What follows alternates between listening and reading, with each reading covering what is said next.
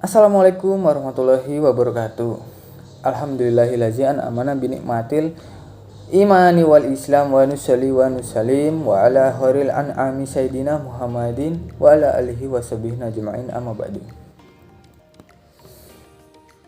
Sebelumnya perkenalkan, nama saya Denata DiCaprio dengan NPM 2001-08009, Kelas A Tadris Pendidikan Biologi Fakultas Tarbiyah dan Ilmu Keguruan Institut Agama Islam Negeri Metro. Nah, sini saya akan menyampaikan materi mengenai makomat dan ahwal. Sebelum lebih lanjut, kita harus tahu apa sih ilmu tasawuf. Ilmu tasawuf adalah ilmu tentang bagaimana kita membersihkan hati agar selalu berzikir atau ingat kepada Allah Subhanahu wa taala dan tidak tergiur oleh duniawi. Dapat teman-teman lihat definisi makom. Definisi makom menurut Al-Qusairi adalah hasil usaha manusia dengan kerja keras dan keluhuran budi pekerti yang dimiliki hamba Tuhan yang dapat membawanya kepada usaha dan tuntunan dari segala kewajiban. Makom menurut Abdul Razak Al-Qasami yaitu pemenuhan terhadap kewajiban-kewajiban yang telah ditetapkan. Jika seseorang belum memenuhi kewajiban yang terdapat dalam suatu makom, ia tidak boleh naik ke jenjang yang lebih tinggi. Dan definisi makom menurut Al-Tusi, kedudukan hamba di hadapan Allah yang diperoleh melalui kerja keras dalam ibadah, kesungguhan melawan hawa nafsu, latihan-latihan kerohanian, serta menyerahkan seluruh jiwa dan raga semata-mata untuk berbakti kepadanya.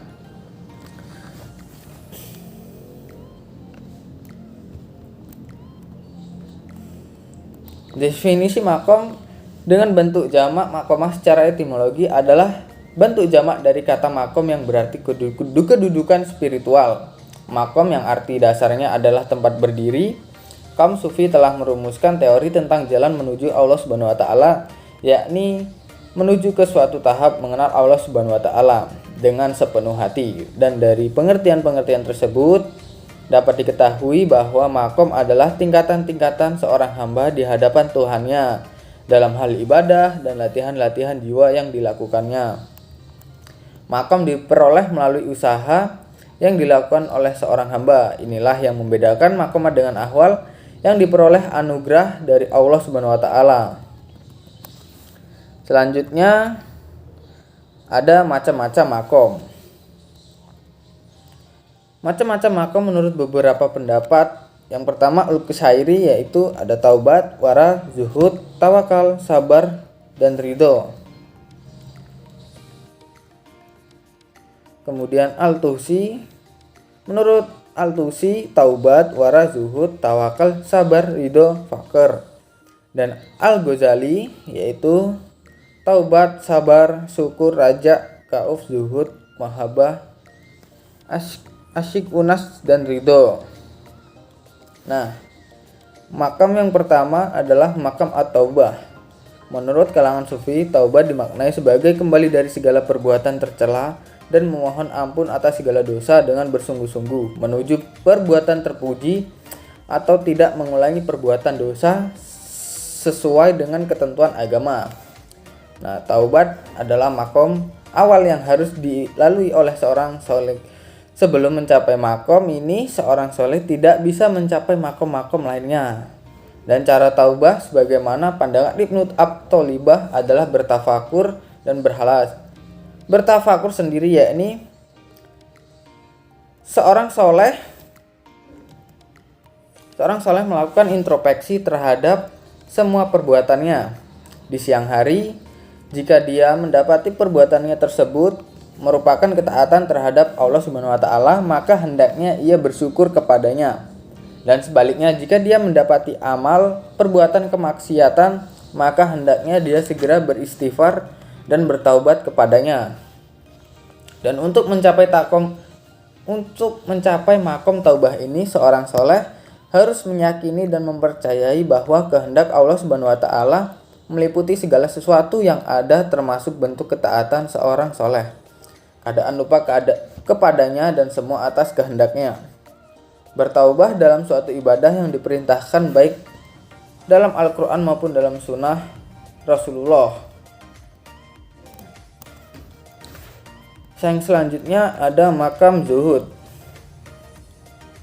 Makam zuhud pada tingkatan ini seorang sufi meninggalkan kehidupan dunia bukan dikarenakan ketinggalan di akhirat, tapi karena kecintaannya kepada Allah Subhanahu wa taala semata. Hal yang dapat membangkitkan makam zuhud adalah dengan merenung. Jika seorang soleh benar-benar meragukan dunia ini, maka dia akan mendapati dunia hanya sebagai tempat bagian Allah Subhanahu wa taala. Makam zuhud tidak dapat tercapai jika dalam hati seorang soleh masih terdapat rasa cinta terhadap dunia dan rasa hasud kepada manusia yang diberi kenikmatan duniawi. Intinya dari makam zuhud adalah keteguhan jiwa, yaitu tidak merasa bahagia dengan kenikmatan dunia yang didapat dan tidak bersedih serta berputus asa ketika tidak mendapat kenikmatan dunia.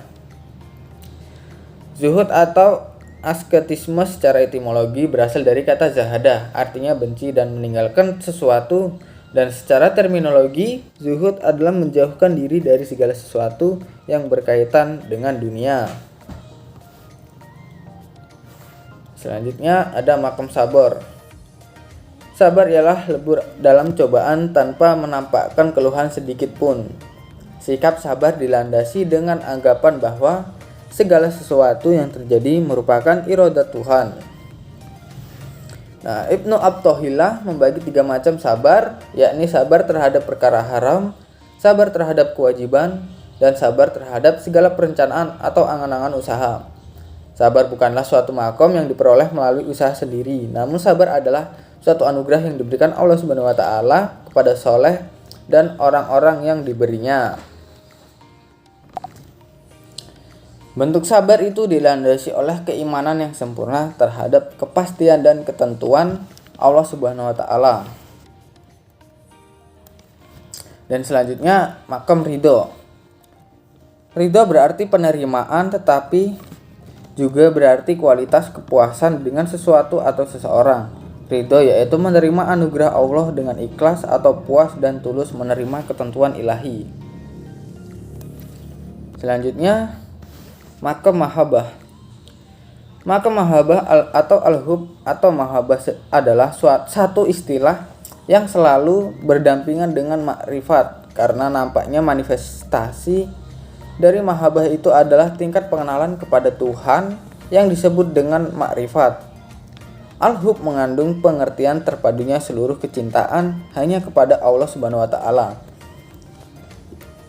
yang menyebabkan adanya rasa kebersamaan dengannya. Selanjutnya ada makam makrifat. Makam makrifat, istilah makrifat berasal dari kata al-makrifat yang berarti mengetahui atau mengenal sesuatu.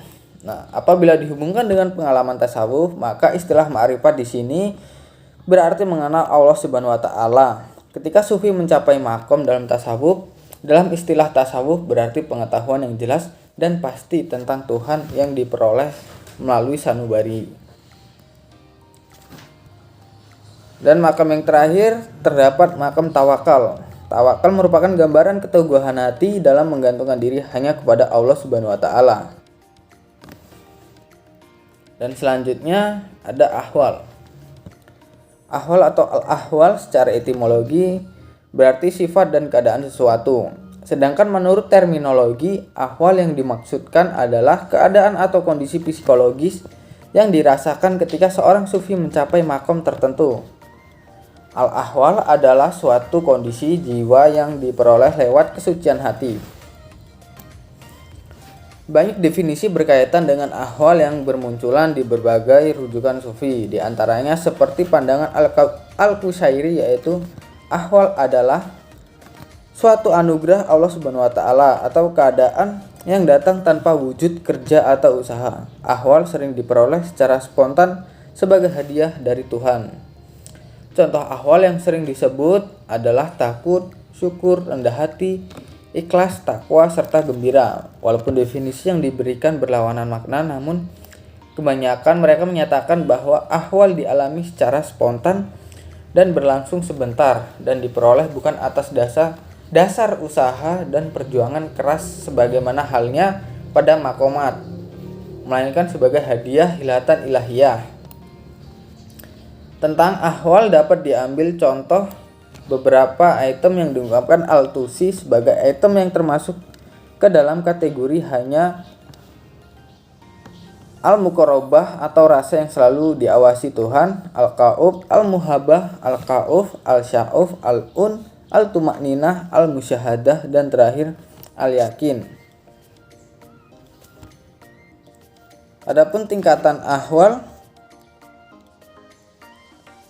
menurut Abu Nash Asy-Syaraj dapat dikemukakan sebagai berikut.